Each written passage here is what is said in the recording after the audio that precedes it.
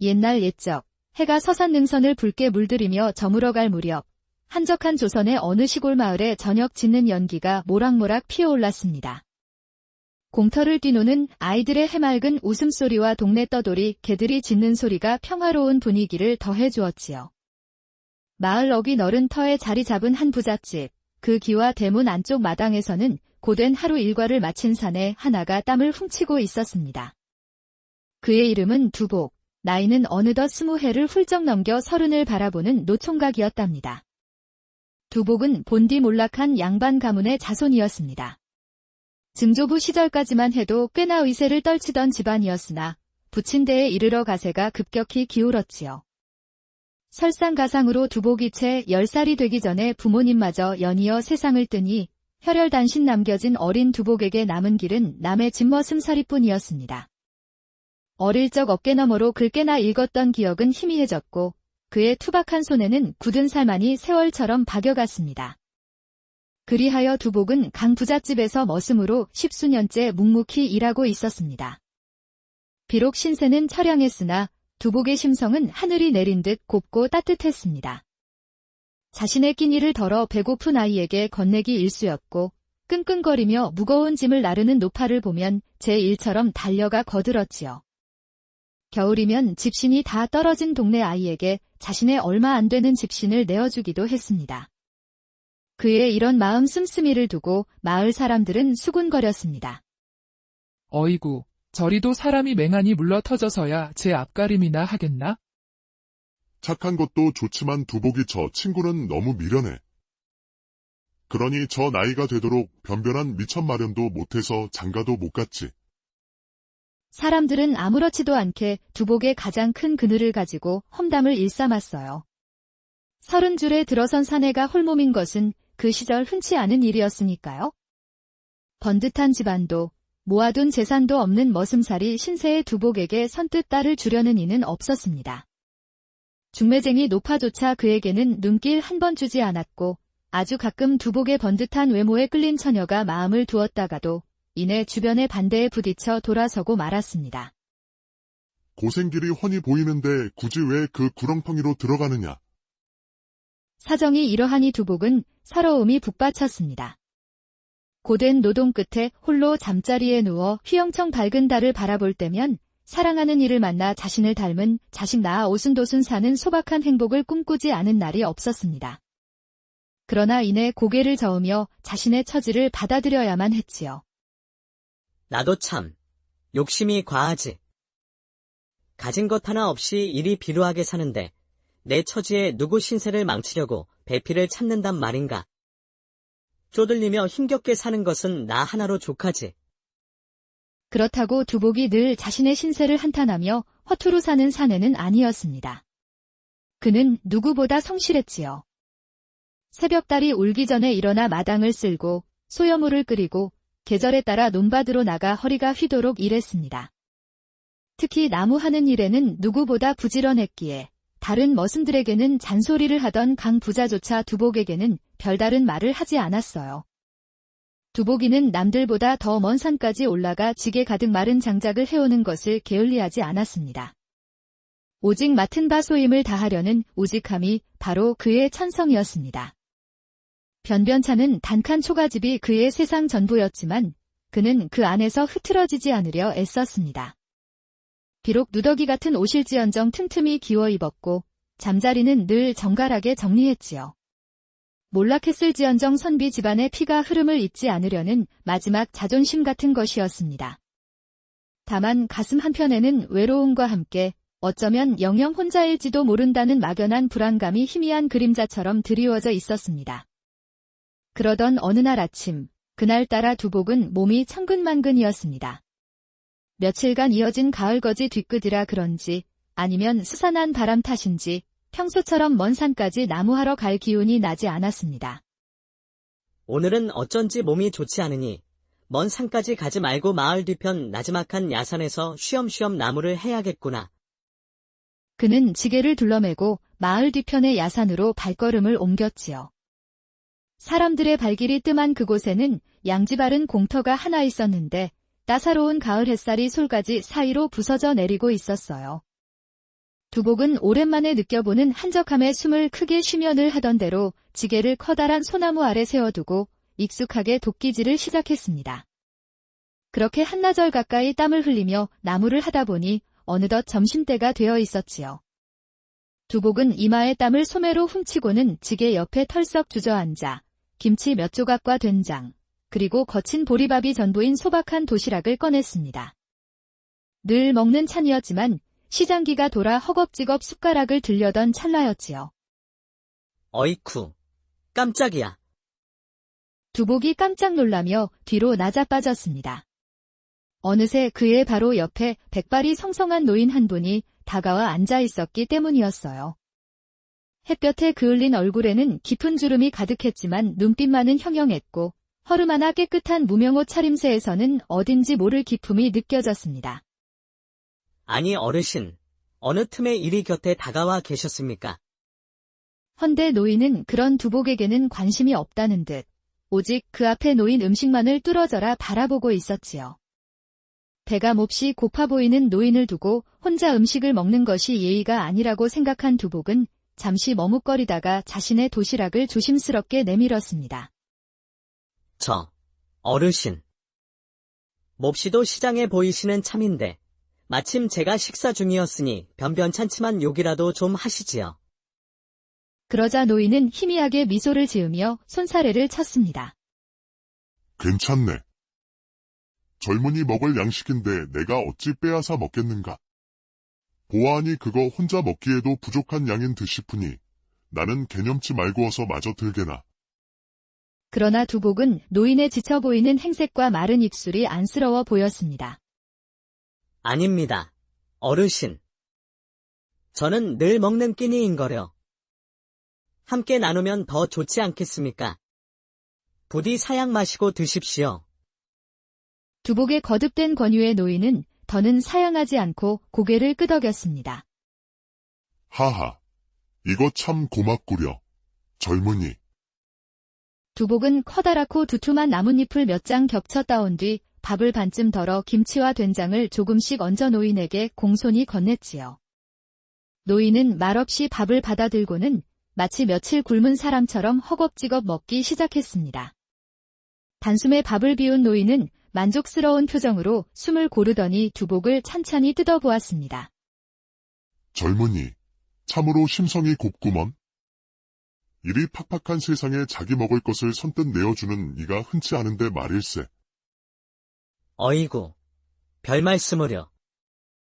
나누면 기쁨도 배가 된다 하지 않았습니까? 헌데 어르신께서는 어디로 가시는 길이십니까? 이곳은 인적이 드문 곳인데요.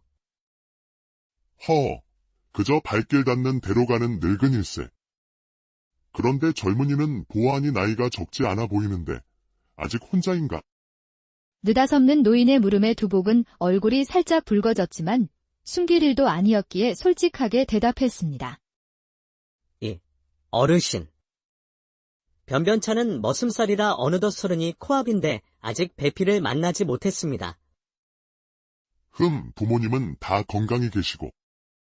아버님은 제가 어릴 적에 돌아가셨고 어머님도 그 뒤를 따르셨습니다. 지금은 저 혼자 남은 몸이지요. 두복의 목소리에는 애써 감추려 해도 숨길 수 없는 쓸쓸함이 묻어났습니다. 노인은 잠시 침묵하며 지팡이 끝으로 마른 땅을 톡톡 두드리더니 문득 깊은 눈으로 두복을 바라보며 말했습니다. 젊은이의 따뜻한 밥 한 끼가 늙은이의 허기를 달래주었으니 어찌 모른 척할 수가 있겠는가. 내어준 음식의 답례로 나도 작은 보답을 해야겠지. 노인은 자리에서 일어나더니 두복이 지게를 세워둔 곳으로 천천히 걸어갔습니다. 여보게, 자네가 지게를 세워둔 바로 이 자리 말일세. 노인은 대나무 지팡이로 지게가 놓였던 땅바닥을 꾹 눌렀습니다. 이곳이 바로 이 일대의 좋은 기운이 한데 모이는 명당일세. 허나 외진 산세 때문에 아무도 이 좋은 명당을 알아보지 못하였지. 특별히 귀띔해주지만 이곳은 특히 후손과 혼사에 좋은 기운이 서려 있는 곳이라네. 허니, 돌아가신 부모님의 묘소를 이곳으로 옮겨 모시겠나. 평장으로 하여 봉분 없이 조용히 모시면 될 것이야. 두복은 어리둥절하여 노인을 바라보았습니다. 그렇게만 한다면 머지않아 자네에게 좋은 배필이 나타날 기회가 찾아올 것이네. 내 말을 그저 허투루 듣지 말고 믿져야 본전이니 유념하여 한번 실행해 보시게나. 노인은 다시 한번 지팡이로 땅을 정확히 가리키며 3번 꾹꾹 눌러 표시를 남겼습니다. 자, 그럼 나는 이만 가보겠네. 어려움 속에서도 남을 돕는 자네 같은 사람이라면 하늘에서도 꼭 그에 걸맞은 대접을 하는 것이 도리이지. 젊은이의 앞날에 복이 깃들기를 바라겠네. 말을 마친 노인은 미련 없이 몸을 돌려 산길 아래로 천천히 사라져 갔습니다. 그 속도는 도저히 인간의 것이라고는 생각할 수 없을 정도로 부드럽고도 쏜살 같았지요. 두복은 홀로 남아 노인이 지팡이로 찍어둔 자리를 멍하니 바라보았습니다. 노인의 말이 귓가에 맴돌며 심장이 알 수 없는 기대감으로 두근거리기 시작했습니다. 명당. 혼사의 좋은 기후. 배필을 만날 기회. 지금 제 처지로는 도무지 믿기 힘든 이야기였지만 노인의 확신에 찬 눈빛과 범상치 않은 풍모가 뇌리에서 떠나지 않았습니다. 분명 평범한 노인은 아니었어. 혹시 어쩌면 정말 이것은 하늘이 내게 내려준 기회일까? 두복의 마음은 갈피를 잡지 못하고 흔들렸지만 이내 믿져야 본전이라는 생각이 들었지요. 그는 결심을 굳힌 뒤 남은 나무를 서둘러 지게에 얹어 강 부잣집으로 돌아갔습니다. 그날 밤 두복은 설레는 마음에 잠을 이루지 못했어요. 이튿날 두복은 강 부자에게 허락을 구한 뒤 새벽같이 길을 나섰습니다. 한참을 걸어 찾는 이 하나 없는 부모님의 쓸쓸한 묘소에 도착했지요. 봉분에는 잡초가 무성했습니다. 그간 바쁘다는 핑계로 부모님을 제때 찾아뵙지도 못하였구나. 참으로 불효막심하도다. 두복은 눈시울을 붉히며 조심스럽게 묘를 파헤쳐 남은 유해를 정성껏 수습했습니다. 준비해온 보자기에 곱게 싼 유해를 품에 안고 그는 다시 부지런히 발걸음을 옮겨 마을 뒷산으로 돌아왔습니다. 두복은 노인이 알려준 양지발은 그 자리를 찾아내어 숨을 죽이며 조심스럽게 땅을 파기 시작했습니다. 깊지 않게 노인의 말대로 평평하게 땅을 고르고 부모님의 유해를 모셨습니다. 흙을 덮고 다진 뒤에는 주변에 마른 나뭇잎과 잔가지를 긁어모아 묘자리 위를 꼼꼼하게 덮어 누가 보아도 그곳에 묘가 있다는 것을 눈치채지 못하게 하였답니다. 모든 일을 마치고 나니 등줄기에 흥건히 땀이 배어 있었습니다. 그는 두 손을 모아 간절히 빌었지요. 부디 그 어르신의 말처럼 좋은 인연을 만날 수 있기를, 이곳에 새로이 잠드신 우리 부모님도 더욱 좋은 곳에서 편히 쉴 수 있기를 두 손 모아 간절히 바라옵니다. 그 후로 며칠이 흘렀습니다. 두복의 마음은 은근한 기대감으로 부풀어 있었지요. 혹시 오늘일까? 아니면 내일일까? 그렇게 기댈 곳이 생기니 고된 머슴살이도 꽤 버틸 만하여 두복의 얼굴에는 전과 다른 희미한 미소가 감돌았습니다. 시간이 흘러 날씨가 꽤 쌀쌀해진 어느 저녁, 두복은 여느 때처럼 소죽을 끓이기 위해 자신의 집에 딸린 작은 부엌으로 향했습니다. 아궁이에 불을 지피는데 어두컴컴한 구석에 모아둔 지푸라기 더미가 꿈틀거리는 것이 느껴졌어요. 쥐인가 싶어 자세히 들여다보니 세상에나 놀랍게도 그곳에는 행색이 매우 초라한 웬거지 여인이 웅크리고 있었습니다. 머리카락은 헝클어져 얼굴을 반쯤 가렸고 드러난 얼굴에는 온통 숯검정이 묻어 있었지요. 입고 있는 옷은 남루하기 짝이 없었습니다. 낯선 사내의 등장에 놀란 듯 여인은 잔뜩 경계하는 눈빛으로 두복을 올려다볼 뿐 아무 말도 하지 않았습니다. 두복은 잠시 당황했지만 이내 측은한 마음이 들었습니다. 추위를 피해 잠시 몸을 녹이러 들어온 것이라 여겼지요. 두복은 애써 태어난 척하며 소주 끓이는 일에 집중했습니다. 아무 말 않겠으니 안심하고 불이나 쬐고 있으시오. 바람이 차가우니 불 곁에 있지 않으면 금세병이 날 것입니다. 얼마 후 저녁 식사 시간이 되어 두복은 자신의 밥상을 들고 다시 부엌으로 왔습니다. 혼자 먹기 미안했던 그는 밥과 반찬을 조금 덜어 거지 여인에게 내밀었지요. 자, 그리 긴장할 것 없소이다. 어차피 나 혼자 사는 곳이니 뭐라 할 사람도 없소. 일단 요기부터 하시지요. 여인은 잠시 망설이는 듯하더니 이내 잔뜩 굶주렸음을 증명이라도 하듯 허겁지겁 밥을 먹어 치웠습니다. 텅 빈 그릇을 내려놓는 여인을 보며 두복은 조심스럽게 입을 열었지요. 안타깝게도 우리 집은 나 혼자 겨우 몸이나 누이는 단칸 초가라 잠자리를 내어주고 싶어도 마땅치가 않군요. 오늘은 날이 이미 어두워졌으니 밤은 여기서 지내더라도 내일 날이 밝거든 다른 안전한 곳으로 가시는 것이 좋겠소. 여인은 그저 고개만 살짝 끄덕일 뿐 여전히 아무 말도 하지 않았습니다. 다음 날 아침 두복이 부엌에 나가보니 놀랍게도 거지 여인은 간밤에 있던 그 자리에 그대로 웅크리고 있었습니다. 두복은 한숨을 쉬었지만 차마 매정하게 내쫓지는 못하고 다시 아침밥을 나누어 주며 어젯밤과 같은 말을 반복했지요. 날이 밝았으니 이제 그만 다른 곳으로 가보시오. 나도 남의 집 머슴이라 이제 곧 일하러 나서야 하기에 빈집에 당신만 놔둘 수는 없지 않겠소. 여인은 이번에도 말없이 고개를 끄덕였습니다. 그날 하루 종일 두복은 마음이 편치 않았습니다. 혹시 그 여인, 갈 곳이 없어 계속 우리 집 부엌에 머무는 것은 아닐까? 그렇다면 마음을 졸이고 있을 테니 다그치지는 말아야겠구나. 고된 하루 일을 마치고 제 집으로 향하는 두복의 발걸음이 무거웠습니다. 아니나 다를까 여인은 여전히 부엌 그 자리에 그대로 있었지요. 두복이 주변을 둘러보니 부엌을 어지럽히거나 음식을 찾느라 뒤적거린 흔적이 전혀 없었습니다. 헌. 행색은 초라하지만 그 성품까지 초라한 사람은 아닌 듯 싶습니다. 배가 고팠을 텐데도. 자, 밥이나 함께 먹읍시다. 두복은 체념한 듯 저녁밥을 지어 여인에게 나누어 주었습니다. 여인은 잠시 고개를 들어 두복의 얼굴을 물끄러미 바라보다가 꾸벅 목례를 하며 함께 식사를 했지요. 그렇게 부엌에 걸터앉아 밥을 먹고 있는데 밖에서 인기척이 들렸어요. 두복이 안에 있는가? 나 들어감세. 이거 우리 마누라네 처가에서 받아온 잔치 음식인데 맛이나 보라고 가져왔다네? 이웃집 맹서방이 음식이든 광주리를 들고 부엌으로 들어오다 말고 두복과 거지 여인이 마주 앉아 밥 먹는 모습을 보게 되었지요. 아니. 두복이 자네?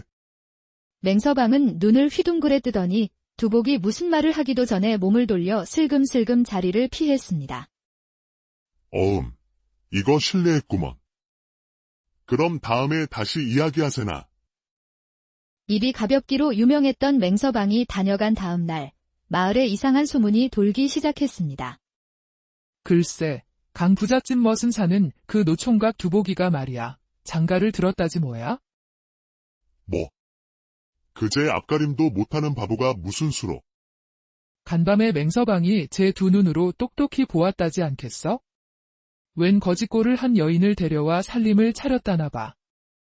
미련하기 짝이 없는 노총각이 드디어 제 깜냥에 딱 맞는 대피를 만났다는 소식은 삽시간에 온 마을로 퍼져나갔습니다. 두복은 영문도 모른 채 졸지에 새신랑이 되어버린 것이지요. 참으로 난감하구나. 이대로 계속 저 여인을 두었다가는 더 걷잡을 수 없는 소문이 퍼질 게야. 나 같은 놈과 살림을 차렸다는 꼬리표가 붙으면 저 여인의 인생에 좋을 것이 없으니 내일은 무슨 수를 써서라도 내보내야겠구나. 그러나 굳게 다짐한 것과는 달리 두복은 다음 날도 그 다음 날도 차마 여인을 내쫓지 못하고 불편한 동거를 이어갔습니다. 그렇게 시간은 달포가 훌쩍 지나게 되었고 이제 두복에게 자신의 집부엌은 당연히 여인이 지내는 익숙한 공간이 되었습니다. 어느 날 해질녘 일을 마치고 돌아온 두복은 늘 그랬듯 부엌으로 향했습니다. 그런데 웬일인지 거지 여인의 모습이 보이지 않는 것이었어요. 드디어 떠났구나. 그래, 그것이 그 여인에게도 오히려 잘된 일이야. 그렇다고는 하여도 그간 정이 들었는데 인사라도 하고 가면 좋았을 것을. 두복은 안도감과 함께 어딘지 모를 허전함을 느끼며 자신의 방으로 들어섰습니다. 그런데 이게 무슨 일인가요? 방문을 열고 들어선 순간 두복은 자신의 눈을 의심할 수밖에 없었습니다. 방 안에는 웬 낯선 여인이 단정히 앉아 두복을 기다리고 있었으니까요. 아니, 당신은 누구십니까? 이 시기에 우리 집방에 이리 앉아 계신단 말입니까? 두복의 귓가에 여인의 청아한 목소리가 울려 퍼졌습니다. 어머, 도련님.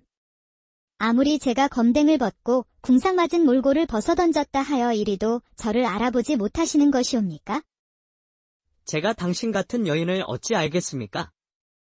그럼 오늘 아침에 일하러 나가실 때 보았던 아궁이 뒤에 꾀죄죄한 거지 아이라면 아시겠사옵니까? 은은한 달빛을 닮은 저고리에 쪽비 치마를 곱게 차려입은 그림처럼 어여쁜 여인의 말에 두복은 뒤로 나자빠질 뻔하였습니다. 그럼 설마 당신이 예, 맞사옵니다. 제가 바로 어제까지 그때 국물이 흐르던 부엌 붙박이 거지입니다. 두복은 제 눈을 비비고 다시 여인을 바라보았습니다. 헝클어졌던 머리는 가지런히 빗어넘겨 탐스러운 댕기로 묶어놓았고 숯검정이 묻었던 얼굴은 백옥같이 맑고 투명했지요. 아무리 보아도 어제까지의 그 거지 여인과 동일 인물이라고는 느껴지지 않는 미색이었습니다. 그녀는 놀란 듯 뻣뻣하게 굳어버린 두복을 향해 수줍은 미소를 지어 보였어요. 여인에 대한 경험이 전무하던 두복은 그 아름다운 미소에 너무 놀란 나머지 그만 뒷걸음질 쳐 방을 뛰쳐나오고 말았습니다. 이내 여인이 사뿐사뿐 뒤따라 나오며 조용히 두복을 불렀습니다. 아이 참, 도련님. 어찌 그리 놀라서 도망치십니까? 이제야 겨우 용기를 내어 제 본 모습을 보이게 되었는데 그리하시면 제가 더욱 부끄럽사옵니다. 드릴 말씀이 있으니 어서 방으로 들어오시지요. 다시 방으로 들어와 마주 앉은 두 사람 사이에는 어색한 침묵이 흘렀고 긴 침묵을 깨고 여인이 입을 열었습니다. 제 이름은 양선이라 하옵니다. 본래 한양 대갓집 외동딸이었으나 부친께서 영모에 휘말리는 바람에 집안이 풍비박산 나고 말았사옵니다. 아버님과 오라버니는 참형을 당하고 어머님은 관노로 끌려갔으며 저는 충직한 노비의 도움으로 간신히 몸을 피해 수년간 이곳저곳을 떠돌며 거지 신세로 연명해왔습니다. 어느덧 자신의 기구한 팔자를 늘어놓던 양선의 목소리가 축축하게 젖어 있었습니다.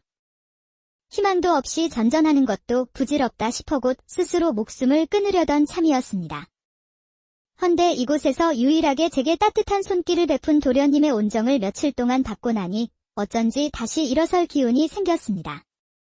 허니, 그런 도련님의 은혜에 보답할 길은 없사오나 청컨대 부디 저를 거두어 주십시오. 제게는 은인이신 도련님을 평생 곁에서 섬기며 살고 싶습니다. 양선이 간절한 눈빛으로 두복을 바라보았습니다. 두복은 거대한 장난에 휘말린 듯한 기분 속에서 음식을 나눠준 노인의 예언을 떠올렸지요.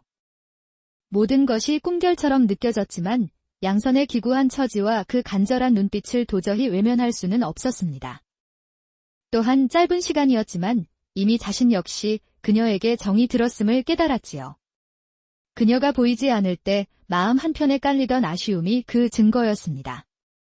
두복이 떨리는 목소리로 말했습니다.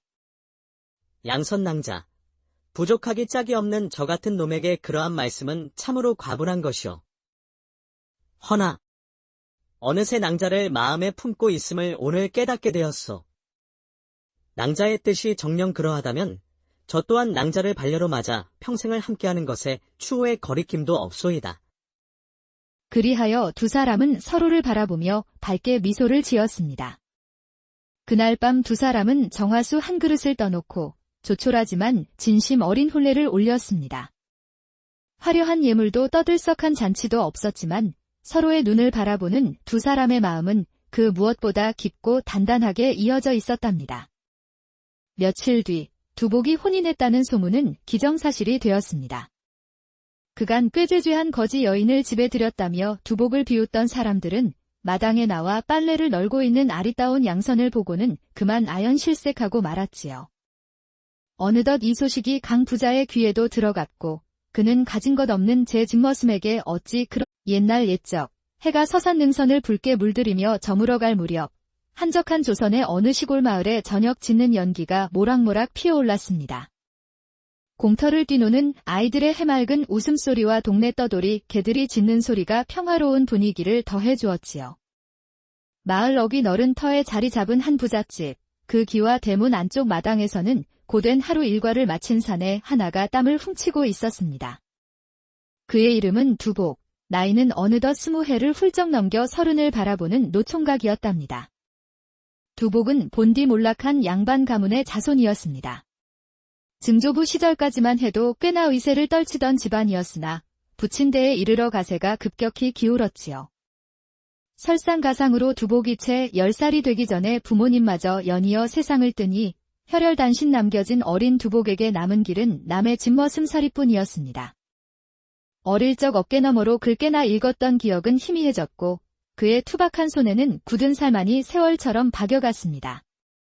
그리하여 두복은 강 부잣집에서 머슴으로 10수년째 묵묵히 일하고 있었습니다. 비록 신세는 처량했으나 두복의 심성은 하늘이 내린 듯 곱고 따뜻했습니다.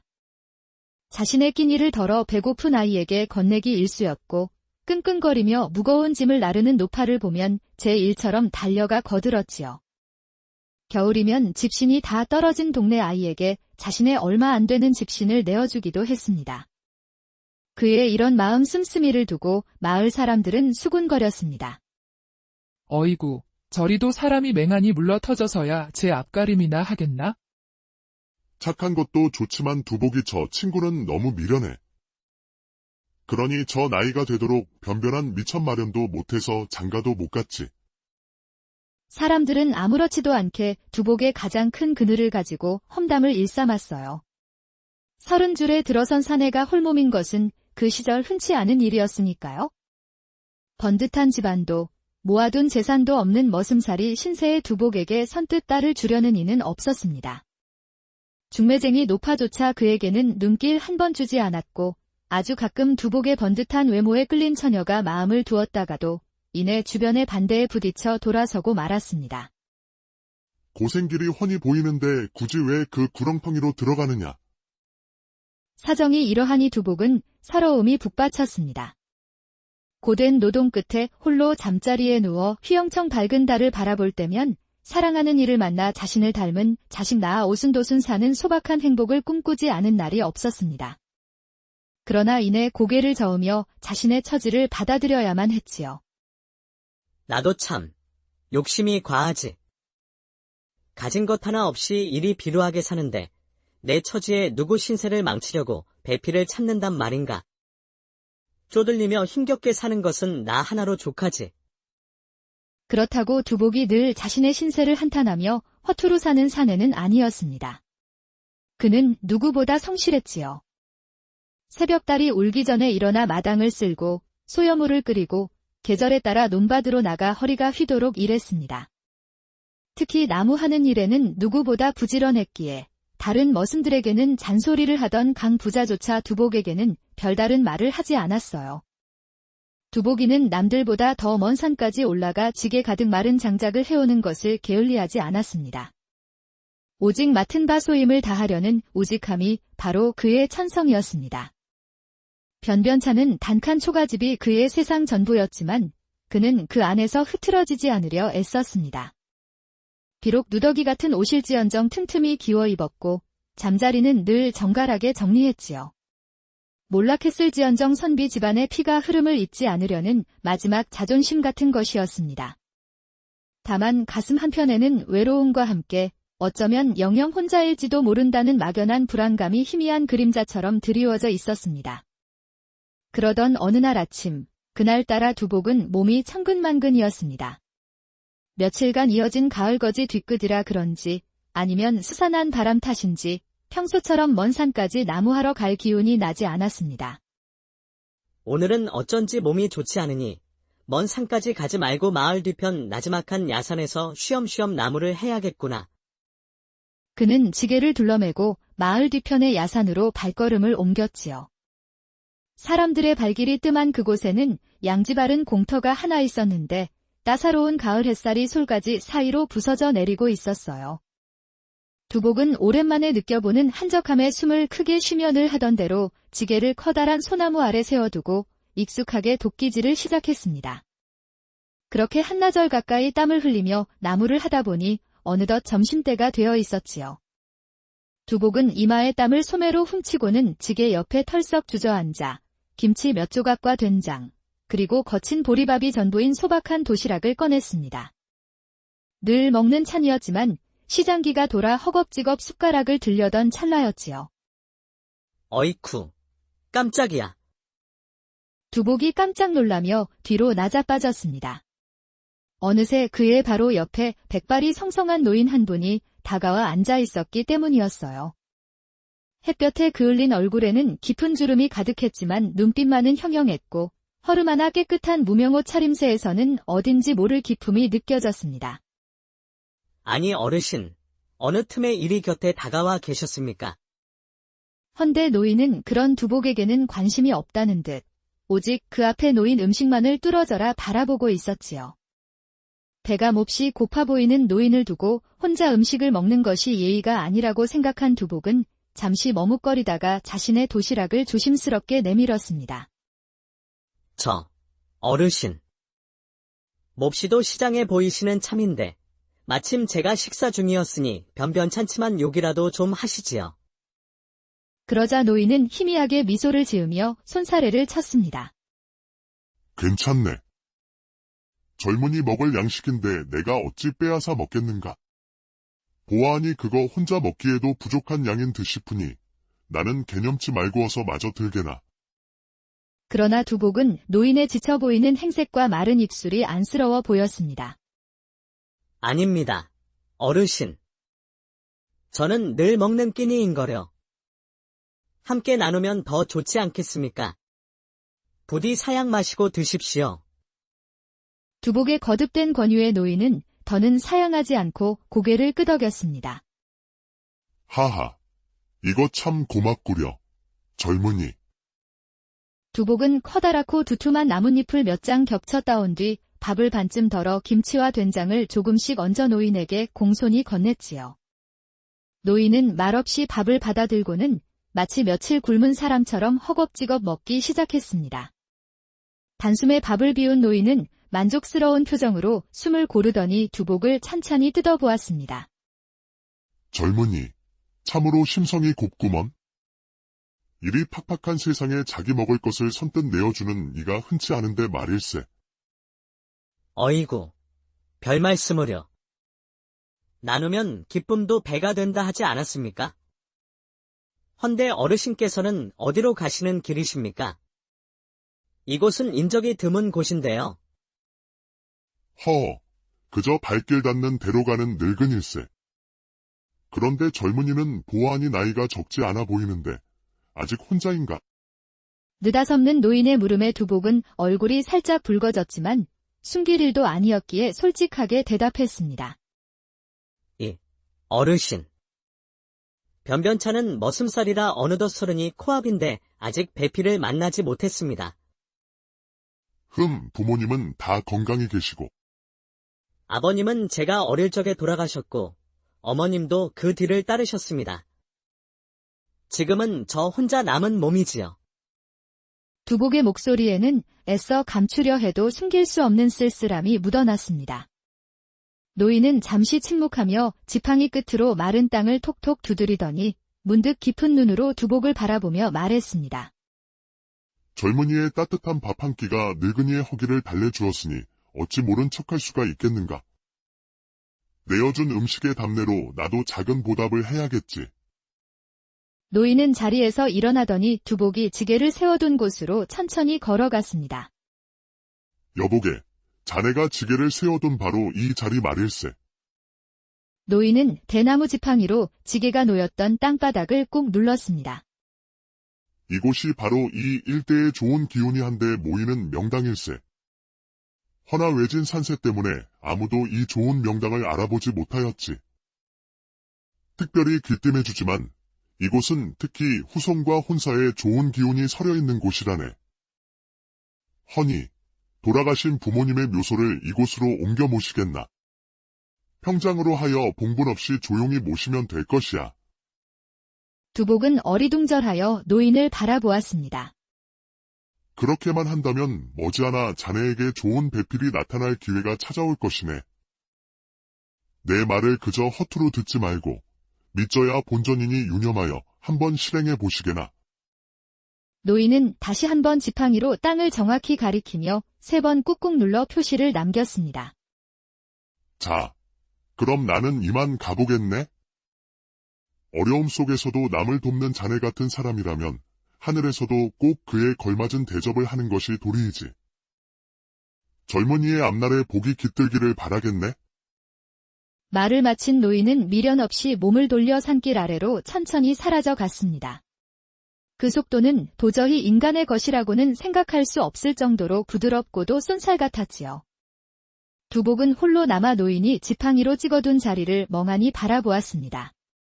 노인의 말이 귓가에 맴돌며 심장이 알 수 없는 기대감으로 두근거리기 시작했습니다. 명당. 혼사의 좋은 기후. 배필을 만날 기회. 지금 제 처지로는 도무지 믿기 힘든 이야기였지만 노인의 확신에 찬 눈빛과 범상치 않은 풍모가 뇌리에서 떠나지 않았습니다. 분명 평범한 노인은 아니었어. 혹시 어쩌면 정말 이것은 하늘이 내게 내려준 기회일까? 두복의 마음은 갈피를 잡지 못하고 흔들렸지만 이내 믿져야 본전이라는 생각이 들었지요. 그는 결심을 굳힌 뒤 남은 나무를 서둘러 지게에 얹어 강 부잣집으로 돌아갔습니다. 그날 밤 두복은 설레는 마음에 잠을 이루지 못했어요. 이튿날 두복은 강 부자에게 허락을 구한 뒤 새벽같이 길을 나섰습니다. 한참을 걸어 찾는 이 하나 없는 부모님의 쓸쓸한 묘소에 도착했지요. 봉분에는 잡초가 무성했습니다. 그간 바쁘다는 핑계로 부모님을 제때 찾아뵙지도 못하였구나. 참으로 불효막심하도다. 두복은 눈시울을 붉히며 조심스럽게 묘를 파헤쳐 남은 유해를 정성껏 수습했습니다. 준비해온 보자기에 곱게 싼 유해를 품에 안고 그는 다시 부지런히 발걸음을 옮겨 마을 뒷산으로 돌아왔습니다. 두복은 노인이 알려준 양지발은 그 자리를 찾아내어 숨을 죽이며 조심스럽게 땅을 파기 시작했습니다. 깊지 않게 노인의 말대로 평평하게 땅을 고르고 부모님의 유해를 모셨습니다. 흙을 덮고 다진 뒤에는 주변의 마른 나뭇잎과 잔가지를 긁어모아 묘자리 위를 꼼꼼하게 덮어 누가 보아도 그곳에 묘가 있다는 것을 눈치채지 못하게 하였답니다. 모든 일을 마치고 나니 등줄기에 흥건히 땀이 배어 있었습니다. 그는 두 손을 모아 간절히 빌었지요. 부디 그 어르신의 말처럼 좋은 인연을 만날 수 있기를, 이곳에 새로이 잠드신 우리 부모님도 더욱 좋은 곳에서 편히 쉴 수 있기를 두 손 모아 간절히 바라옵니다. 그 후로 며칠이 흘렀습니다. 두복의 마음은 은근한 기대감으로 부풀어 있었지요. 혹시 오늘일까? 아니면 내일일까? 그렇게 기댈 곳이 생기니 고된 머슴살이도 꽤 버틸 만하여 두복의 얼굴에는 전과 다른 희미한 미소가 감돌았습니다. 시간이 흘러 날씨가 꽤 쌀쌀해진 어느 저녁, 두복은 여느 때처럼 소죽을 끓이기 위해 자신의 집에 딸린 작은 부엌으로 향했습니다. 아궁이에 불을 지피는데 어두컴컴한 구석에 모아둔 지푸라기 더미가 꿈틀거리는 것이 느껴졌어요. 쥐인가 싶어 자세히 들여다보니 세상에나 놀랍게도 그곳에는 행색이 매우 초라한 웬거지 여인이 웅크리고 있었습니다. 머리카락은 헝클어져 얼굴을 반쯤 가렸고 드러난 얼굴에는 온통 숯검정이 묻어 있었지요. 입고 있는 옷은 남루하기 짝이 없었습니다. 낯선 사내의 등장에 놀란 듯 여인은 잔뜩 경계하는 눈빛으로 두복을 올려다볼 뿐 아무 말도 하지 않았습니다. 두복은 잠시 당황했지만 이내 측은한 마음이 들었습니다. 추위를 피해 잠시 몸을 녹이러 들어온 것이라 여겼지요. 두복은 애써 태어난 척하며 소주 끓이는 일에 집중했습니다. 아무 말 않겠으니 안심하고 불이나 쬐고 있으시오. 바람이 차가우니 불 곁에 있지 않으면 금세병이 날 것입니다. 얼마 후 저녁 식사 시간이 되어 두복은 자신의 밥상을 들고 다시 부엌으로 왔습니다. 혼자 먹기 미안했던 그는 밥과 반찬을 조금 덜어 거지 여인에게 내밀었지요. 자, 그리 긴장할 것 없소이다. 어차피 나 혼자 사는 곳이니 뭐라 할 사람도 없소. 일단 요기부터 하시지요. 여인은 잠시 망설이는 듯하더니 이내 잔뜩 굶주렸음을 증명이라도 하듯 허겁지겁 밥을 먹어치웠습니다. 텅 빈 그릇을 내려놓는 여인을 보며 두복은 조심스럽게 입을 열었지요. 안타깝게도 우리 집은 나 혼자 겨우 몸이나 누이는 단칸 초가라 잠자리를 내어주고 싶어도 마땅치가 않군요. 오늘은 날이 이미 어두워졌으니 밤은 여기서 지내더라도 내일 날이 밝거든 다른 안전한 곳으로 가시는 것이 좋겠소. 여인은 그저 고개만 살짝 끄덕일 뿐 여전히 아무 말도 하지 않았습니다. 다음 날 아침 두복이 부엌에 나가보니 놀랍게도 거지 여인은 간밤에 있던 그 자리에 그대로 웅크리고 있었습니다. 두복은 한숨을 쉬었지만 차마 매정하게 내쫓지는 못하고 다시 아침밥을 나누어 주며 어젯밤과 같은 말을 반복했지요. 날이 밝았으니 이제 그만 다른 곳으로 가보시오. 나도 남의 집머슴이라 이제 곧 일하러 나서야 하기에 빈집에 당신만 놔둘 수는 없지 않겠소. 여인은 이번에도 말없이 고개를 끄덕였습니다. 그날 하루 종일 두복은 마음이 편치 않았습니다. 혹시 그 여인, 갈 곳이 없어 계속 우리 집 부엌에 머무는 것은 아닐까? 그렇다면 마음을 졸이고 있을 테니 다그치지는 말아야겠구나. 고된 하루 일을 마치고 제 집으로 향하는 두복의 발걸음이 무거웠습니다. 아니나 다를까 여인은 여전히 부엌 그 자리에 그대로 있었지요. 두복이 주변을 둘러보니 부엌을 어지럽히거나 음식을 찾느라 뒤적거린 흔적이 전혀 없었습니다. 헌. 행색은 초라하지만 그 성품까지 초라한 사람은 아닌 듯 싶습니다. 배가 고팠을 텐데도 자, 밥이나 함께 먹읍시다. 두복은 체념한 듯 저녁밥을 지어 여인에게 나누어 주었습니다. 여인은 잠시 고개를 들어 두복의 얼굴을 물끄러미 바라보다가 꾸벅 목례를 하며 함께 식사를 했지요. 그렇게 부엌에 걸터앉아 밥을 먹고 있는데 밖에서 인기척이 들렸어요. 두복이 안에 있는가? 나 들어감세. 이거 우리 마누라네 처가에서 받아온 잔치 음식인데 맛이나 보라고 가져왔다네? 이웃집 맹서방이 음식이 든 광주리를 들고 부엌으로 들어오다 말고 두복과 거지 여인이 마주 앉아 밥 먹는 모습을 보게 되었지요. 아니. 두복이 자네? 맹서방은 눈을 휘둥그레 뜨더니 두복이 무슨 말을 하기도 전에 몸을 돌려 슬금슬금 자리를 피했습니다. 이거 실례했구먼.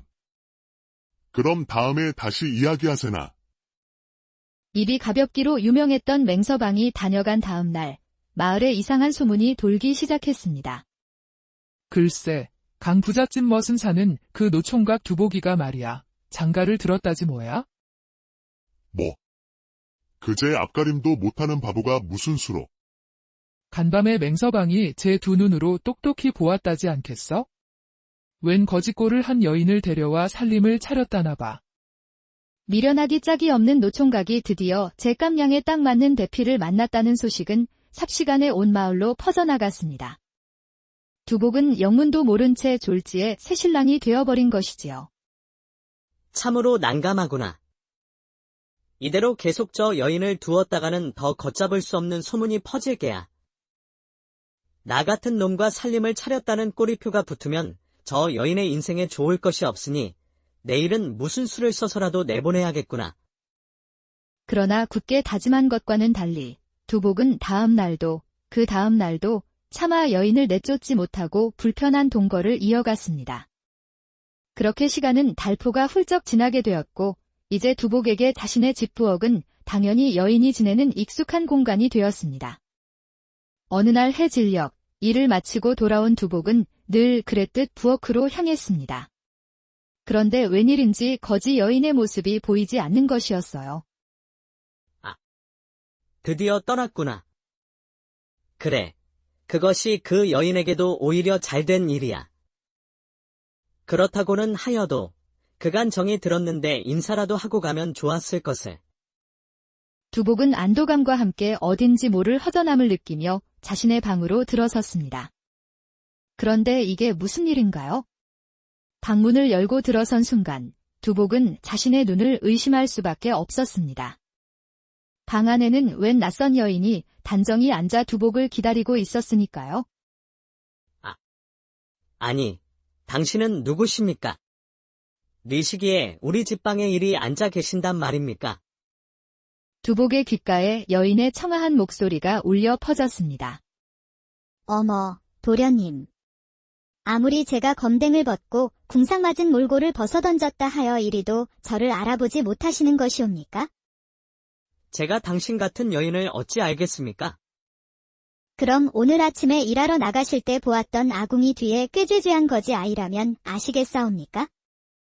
은은한 달빛을 닮은 저고리에 쪽비 치마를 곱게 차려입은 그림처럼 어여쁜 여인의 말에 두복은 뒤로 나자빠질 뻔하였습니다. 그럼 설마 당신이 예, 맞사옵니다. 제가 바로 어제까지 그때 국물이 흐르던 부엌 붙박이 거지입니다. 두복은 제 눈을 비비고 다시 여인을 바라보았습니다. 헝클어졌던 머리는 가지런히 빗어넘겨 탐스러운 댕기로 묶어놓았고 숯검정이 묻었던 얼굴은 백옥같이 맑고 투명했지요. 아무리 보아도 어제까지의 그 거지 여인과 동일 인물이라고는 느껴지지 않는 미색이었습니다. 그녀는 놀란 듯 뻣뻣하게 굳어버린 두복을 향해 수줍은 미소를 지어 보였어요. 여인에 대한 경험이 전무하던 두복은 그 아름다운 미소에 너무 놀란 나머지 그만 뒷걸음질 쳐 방을 뛰쳐나오고 말았습니다. 이내 여인이 사뿐사뿐 뒤따라 나오며 조용히 두복을 불렀습니다. 아이 참, 도련님. 어찌 그리 놀라서 도망치십니까? 이제야 겨우 용기를 내어 제 본 모습을 보이게 되었는데 그리하시면 제가 더욱 부끄럽사옵니다. 드릴 말씀이 있으니 어서 방으로 들어오시지요.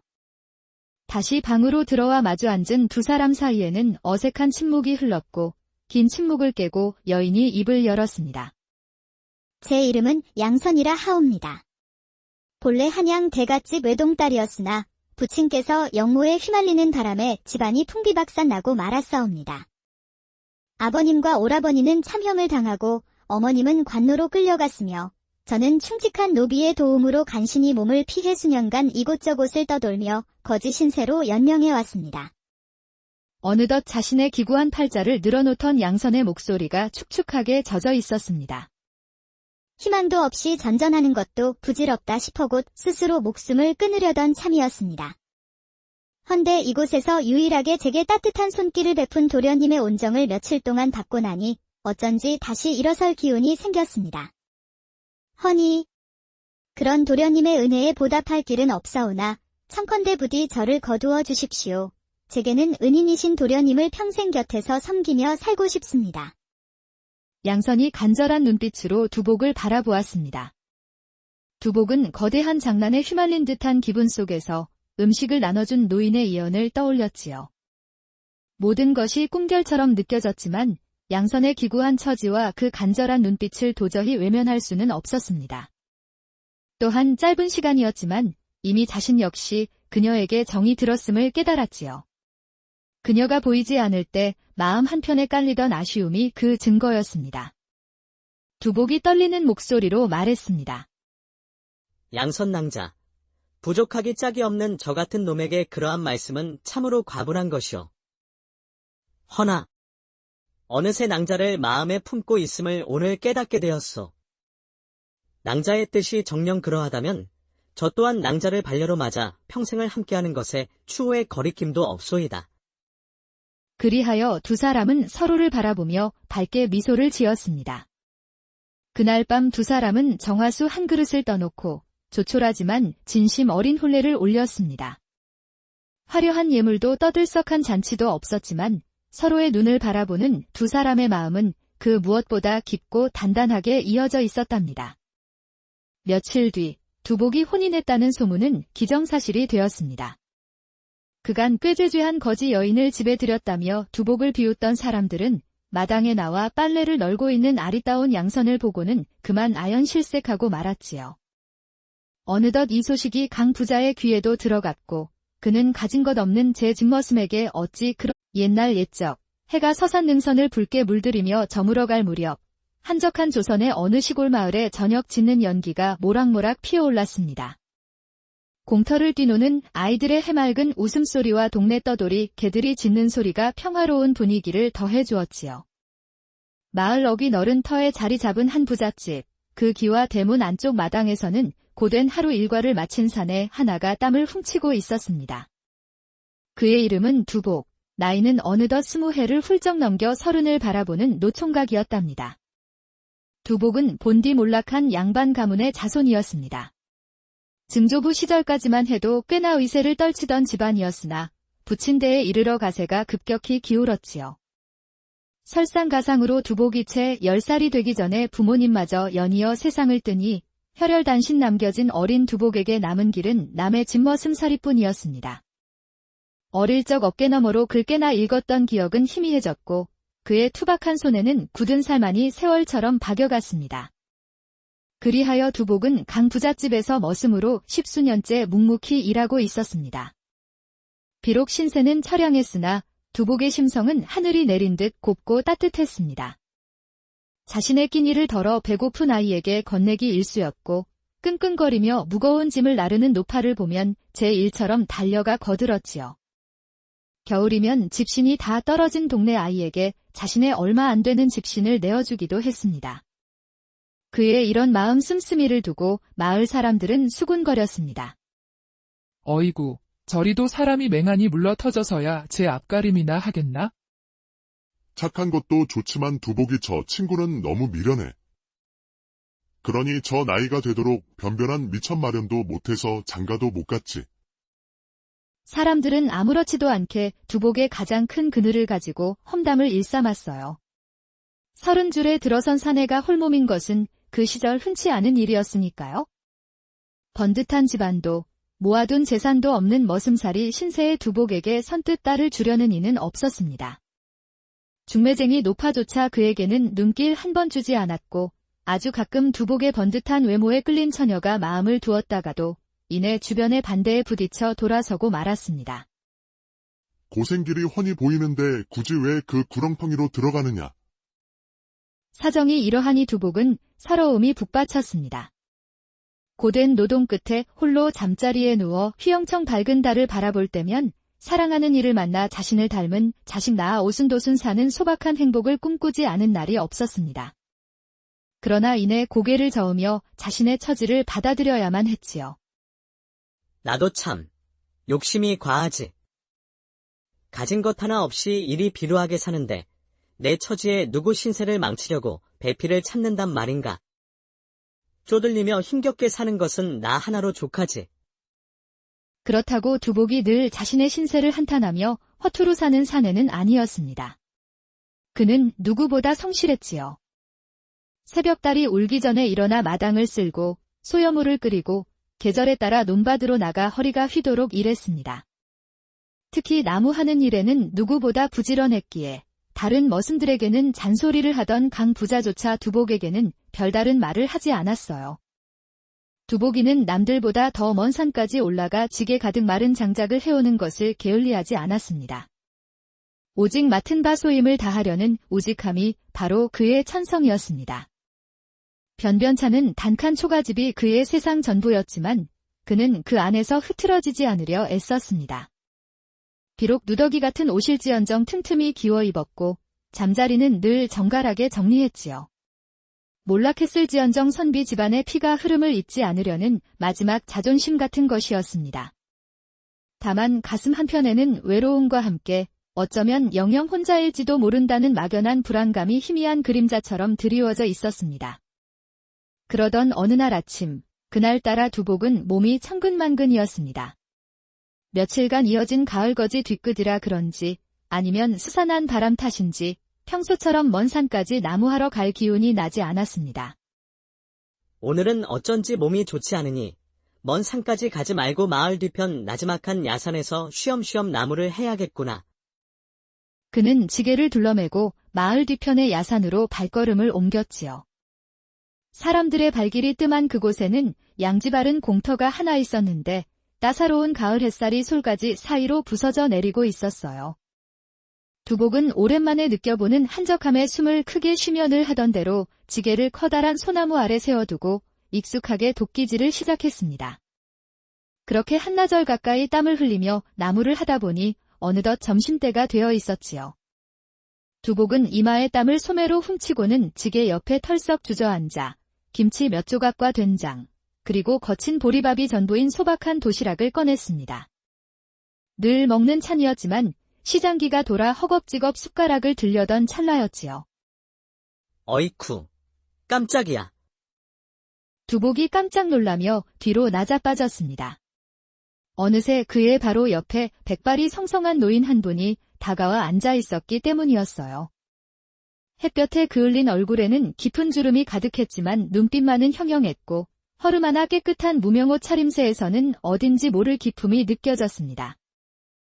아니 어르신, 어느 틈에 이리 곁에 다가와 계셨습니까? 헌데 노인은 그런 두복에게는 관심이 없다는 듯 오직 그 앞에 놓인 음식만을 뚫어져라 바라보고 있었지요. 배가 몹시 고파 보이는 노인을 두고 혼자 음식을 먹는 것이 예의가 아니라고 생각한 두복은 잠시 머뭇거리다가 자신의 도시락을 조심스럽게 내밀었습니다. 어르신. 몹시도 시장에 보이시는 참인데 마침 제가 식사 중이었으니 변변찮지만 욕이라도 좀 하시지요. 그러자 노인은 희미하게 미소를 지으며 손사래를 쳤습니다. 괜찮네. 젊은이 먹을 양식인데 내가 어찌 빼앗아 먹겠는가. 보아하니 그거 혼자 먹기에도 부족한 양인 듯싶으니 나는 개념치 말고 어서 마저 들게나. 그러나 두복은 노인의 지쳐 보이는 행색과 마른 입술이 안쓰러워 보였습니다. 아닙니다, 어르신. 저는 늘 먹는 끼니인거려. 함께 나누면 더 좋지 않겠습니까? 부디 사양 마시고 드십시오. 두복의 거듭된 권유에 노인은 더는 사양하지 않고 고개를 끄덕였습니다. 하하, 이거 참 고맙구려. 젊은이. 두복은 커다랗고 두툼한 나뭇잎을 몇 장 겹쳐 따온 뒤 밥을 반쯤 덜어 김치와 된장을 조금씩 얹어 노인에게 공손히 건넸지요. 노인은 말없이 밥을 받아들고는 마치 며칠 굶은 사람처럼 허겁지겁 먹기 시작했습니다. 단숨에 밥을 비운 노인은 만족스러운 표정으로 숨을 고르더니 두복을 찬찬히 뜯어보았습니다. 젊은이, 참으로 심성이 곱구먼. 이리 팍팍한 세상에 자기 먹을 것을 선뜻 내어주는 이가 흔치 않은데 말일세. 어이구, 별 말씀을요. 나누면 기쁨도 배가 된다 하지 않았습니까? 헌데 어르신께서는 어디로 가시는 길이십니까? 이곳은 인적이 드문 곳인데요. 그저 발길 닿는 대로 가는 늙은일세. 그런데 젊은이는 보아하니 나이가 적지 않아 보이는데 아직 혼자인가? 느닷없는 노인의 물음에 두복은 얼굴이 살짝 붉어졌지만 숨길 일도 아니었기에 솔직하게 대답했습니다. 어르신. 변변찮은 머슴살이라 어느덧 서른이 코앞인데 아직 배필을 만나지 못했습니다. 부모님은 다 건강히 계시고. 아버님은 제가 어릴 적에 돌아가셨고 어머님도 그 뒤를 따르셨습니다. 지금은 저 혼자 남은 몸이지요. 두복의 목소리에는 애써 감추려 해도 숨길 수 없는 쓸쓸함이 묻어났습니다. 노인은 잠시 침묵하며 지팡이 끝으로 마른 땅을 톡톡 두드리더니 문득 깊은 눈으로 두복을 바라보며 말했습니다. 젊은이의 따뜻한 밥 한 끼가 늙은이의 허기를 달래주었으니 어찌 모른 척할 수가 있겠는가. 내어준 음식의 답례로 나도 작은 보답을 해야겠지. 노인은 자리에서 일어나더니 두복이 지게를 세워둔 곳으로 천천히 걸어갔습니다. 여보게, 자네가 지게를 세워둔 바로 이 자리 말일세. 노인은 대나무 지팡이로 지게가 놓였던 땅바닥을 꾹 눌렀습니다. 이곳이 바로 이 일대의 좋은 기운이 한데 모이는 명당일세. 허나 외진 산세 때문에 아무도 이 좋은 명당을 알아보지 못하였지. 특별히 귀띔해주지만 이곳은 특히 후손과 혼사에 좋은 기운이 서려 있는 곳이라네. 허니, 돌아가신 부모님의 묘소를 이곳으로 옮겨 모시겠나. 평장으로 하여 봉분 없이 조용히 모시면 될 것이야. 두복은 어리둥절하여 노인을 바라보았습니다. 그렇게만 한다면 머지않아 자네에게 좋은 배필이 나타날 기회가 찾아올 것이네. 내 말을 그저